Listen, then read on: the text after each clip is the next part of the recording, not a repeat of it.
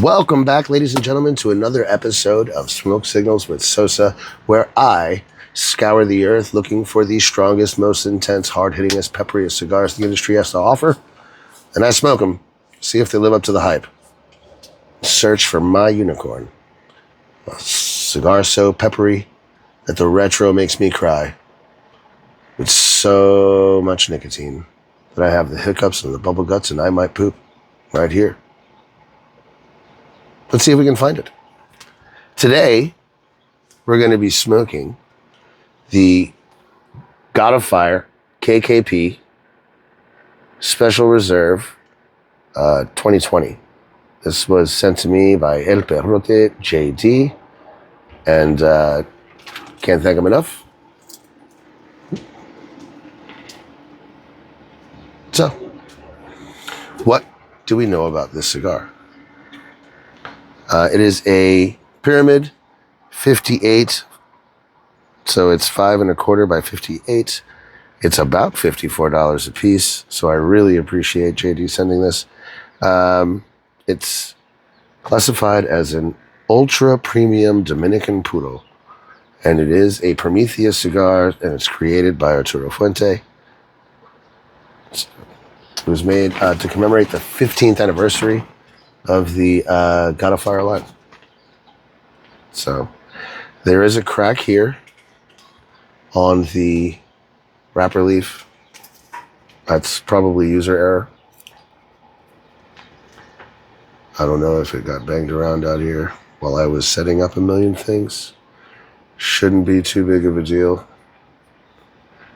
We gave it the old. Should be back in business. So I should have had my cutter out, but I don't. So I'll just keep talking to you. How's everybody been? How's your day? Having an okay day? Yeah? That's good. I'm going to give this what I normally give most pyramids or, figurados, perfectos. I like to go for the angle cut. And depending on the cap, right? Sometimes you get a lot of cap on the way down. Sometimes you don't. This one doesn't have a whole lot. So what I'm going to do is I'm going to come at it from as close to the bottom of the cap without actually passing the bottom of the cap, back up to the top of the tip here. We're going to try and give it a nice angle cut. Now that doesn't seem like a whole lot, so I'm going to increase the angle. And we get a nice little angled cut. And if it needs a little more, because I see now I had a little bit more cap, you can always cut a little more, right? There we go. There we go. That's a good one. So let's get this thing lit up and see how she smokes.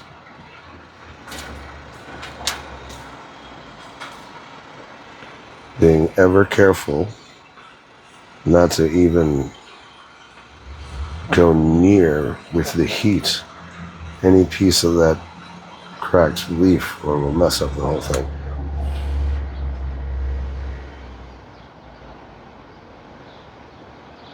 Yeah.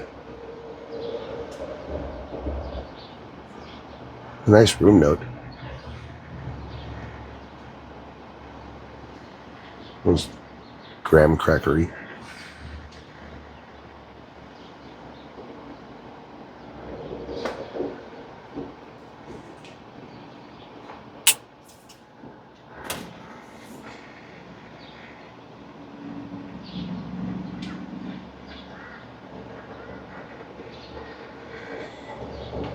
Right off the bat, it's got a ever slight sting here. Maybe white pepperish, but lots of white and like red sting. It's not like aggressive like a black pepper. You can definitely tell there's some white pepper there, but there's almost like this cayenne red pepper thing going on in the background. You know how that kind of hits you further back in the throat? That's what she said.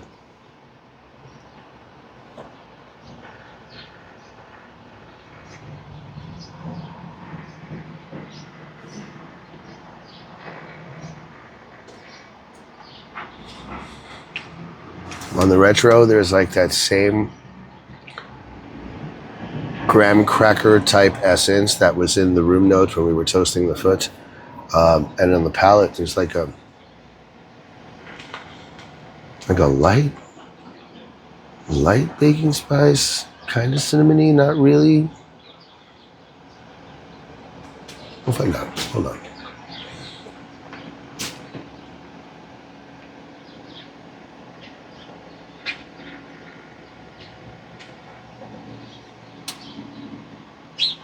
I don't know, man. I don't know. It's really nice. It's almost like a citrus. Like a citrusy that's not quite tart, but the tart could build. Mixed in with that graham crackeriness and that little bit of spice. Very nice. Very nice. I'm assuming, based on the fact that not too long ago we smoked the Series B Double Robusto, I enjoyed the heck out of that one. I'm assuming I'm probably going to like this one, but that one was a broadleaf, I believe, if I remember correctly. And so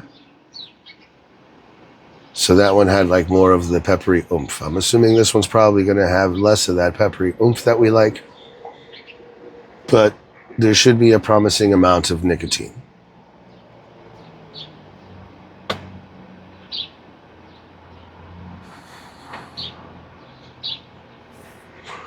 I'm going to baby this little piece of wrapper leaf here until we get past it safely. Anyway, I'm going to go ahead and smoke the first third, and then we'll come back and we'll talk about it. I'll see you in a bit. Well, all right. We're coming out of that first third. Burn line's a little wonky, but it's not terrible. You see here where once the cigar started burning past where the leaf was a little like wanting to be flappy and like, you know, opening up, I just gave her the old touch up and it caught right up. As the cigar itself was burning, it was just that one leaf that was semi-detached. It was like flapping. It's fine. First start was pretty good.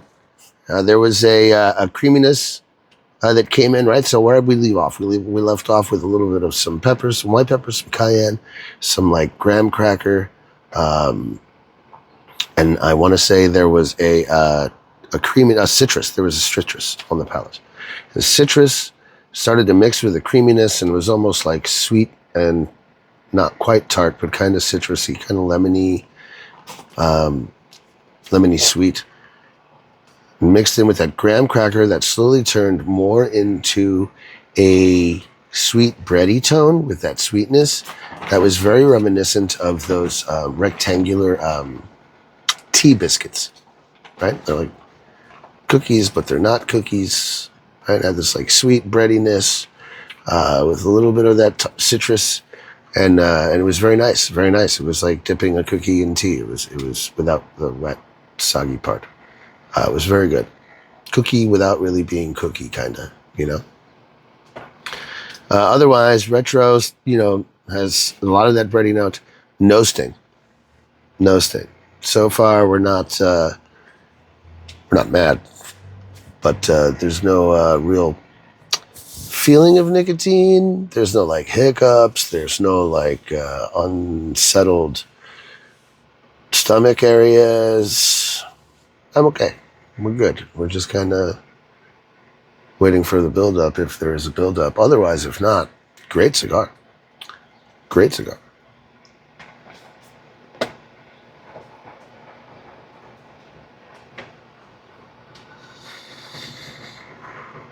$54 though? I don't know. I don't know.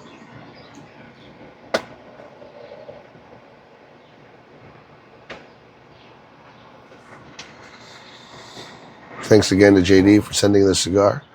I mean, it's an incredibly well-made cigar, aside from the fact that I think I knocked into it and that's what broke the fucking wrapper. Prometheus cigars, so they're, you know, very luxurious. They make some great accessories, at least very beautiful, expensive accessories. And the Prometheus line of cigars. I mean, all the God of Fires, a lot of the Opuses, some of the Opus X, right? I think like the Purple Rain and some of those are all Prometheus. Beautiful banding.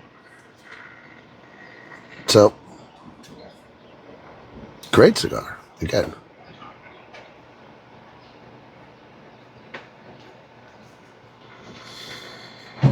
This tea biscuit thing keeps going. I mean, I'm not going to complain. I just would start my day with it, or drop the ash, pulling off the secondary band. Either start my day with it with a cup of coffee, or have one of these with coffee after dinner. $54 though. It's hard to justify sometimes those high prices. I don't know, right? I mean, there's plenty of cigars that I like that are in the $20, $30, $40 range. And even then, I'm like, why? Because they're good, but, fuck's sake, they're $40 a piece. This one's $54. I don't need to like another expensive cigar.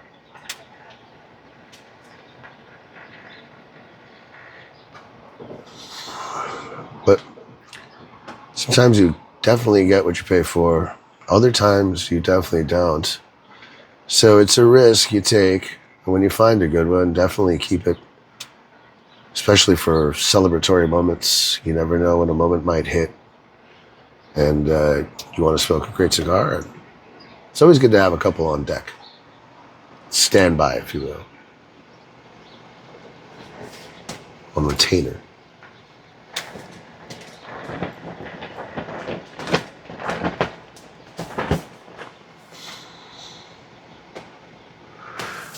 Came to a point. Usually that says there's a lot of Ligero in the center, right? Because the Ligero burns a little slower than the other leaves because it's got more oils and shit. Anyway, smoking good. Smoking great. So I'm going to smoke past the second, third. And I'll come back and we'll have an update. I'll see you soon. Well, we're back. We're coming out of that second, third, which was very much different from the first. That cookie and biscuits gets quickly faded.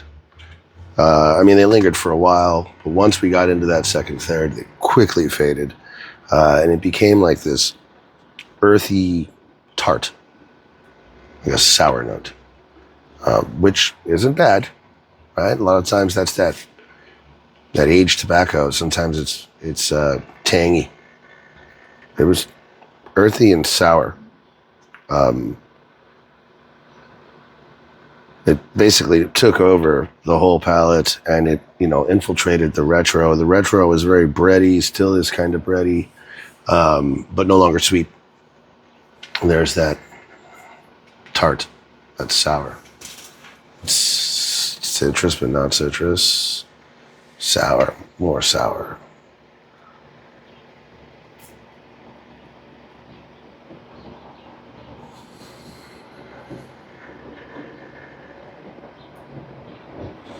The retro has gotten spicier in a baking spice, cinnamony, maybe like, I don't know, nutmeggy kind of shit going on. It doesn't have that pepper bite. It has a lot of baking spice kind of shit going on. Still very bready. The tones have gotten warmer, right? As opposed to, they were very bright before, bright flavors with that citrus tart and graham cracker. Now they're more subdued, warmer tones in the breadiness, in that spice. Even that sour note is no longer as bright as it was when it was that lemony citrus tart. Now it's more it's sour tart. Hard to explain, but great cigar. Is it ramping up? Possibly, right? It's a pyramid. Sometimes as you get closer to the end with all the nicotine and stuff and tar and shit that's passing through the cigar, it could. I don't feel like I smoked it that fast. I didn't even time myself. I've just been enjoying the smoke. It's been a very enjoyable smoke. Again, $54, maybe. It's a really pretty box.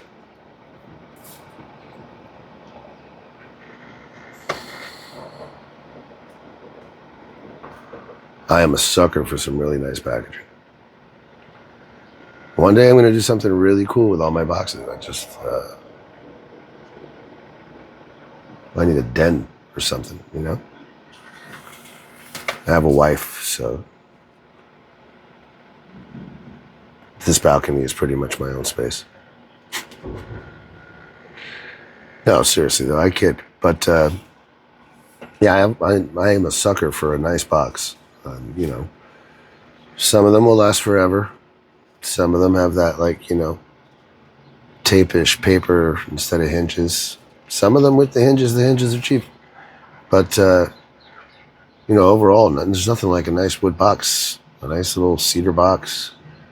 I have a box of Yagua actually in my bathroom that I use as like a, you know, little basket for all the stuff on the counter. They're practical, they're useful. Whatever, I'm ranting.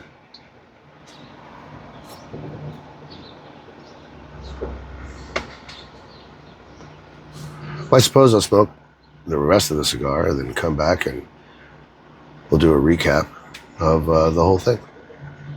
See you soon. Well, here we are, way down here, coming out of that final third. And it was good. There was nothing crazy. Nothing crazy happened. There was one singular gurgle to the top of the belly at one point. No hiccups, no major nicotine, no bubble guts, nothing. Flavors, though, persisted through the second third, coming into the beginning of the final third. A lot of the same notes. Some became more muted. Now we're at the point where it's pretty much just a little bit of that sour tart, basically just tobacco, and there's like a earthy thing going. That's almost that over here on the long finished, almost still a little whispers of that bready note, but almost like one of those Stelladoro S's. If you had like, let them get a little soggy in the milk, you know what I mean? Kind of like that. Good cigar. I did overall very much enjoy it.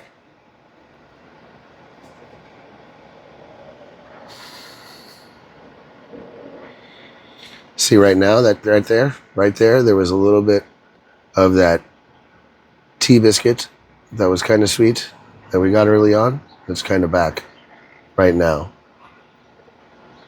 So that's great, right? It's always nice when a cigar brings itself back to what was the best notes. That was fantastic just now. That was very Stelladoro-esque, cookie-esque, tea biscuit, coffee cookie type. Yum. Anyway, no peppers. There was no pepper other than that initial sting in the beginning, which was what? White pepper, a little bit of cayenne, and very baking spicy. That was the most intense that note ever got. And it was just delicious. It wasn't anything obnoxious or aggressive. Very, very good overall. Again, throughout the cigar, there was that tart sweet, and in the beginning was citrus, and then later just kind of got a little sour with some earthy notes. There was a time when we got that, where we are here, where we got that really nice tea biscuit, cookie-esque flavor that was cookie without being cookie, like not like a chocolate chip, like not that. Very much like, I don't know, Stelladoros and the tea biscuits are the only way to describe that kind of slightly glazed cookie. Very good. Very good. $54. I know I've brought it up before.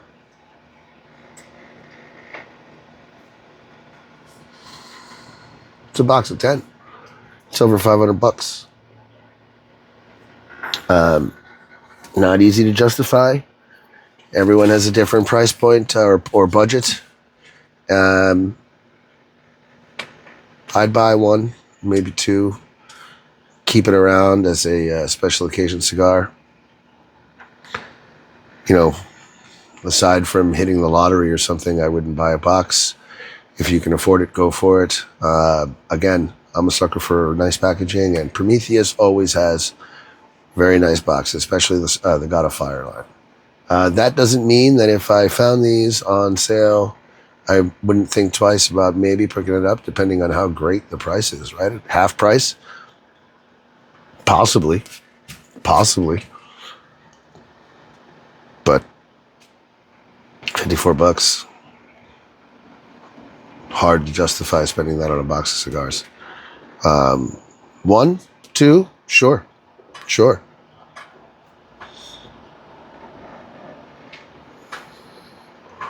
If you've never had it, I definitely recommend trying it. Very enjoyable, wonderful experience. That's it.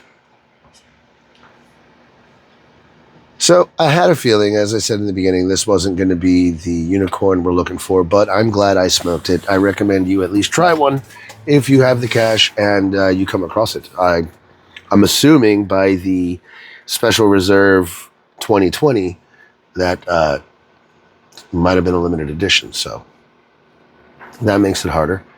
That ups the price. That justifies not putting it on sale, right? Because those are usually, when they're gone, they're gone. So still great, fantastic smoke. Really enjoyed it. Thank you so much to JD for sending it. This was a baller smoke.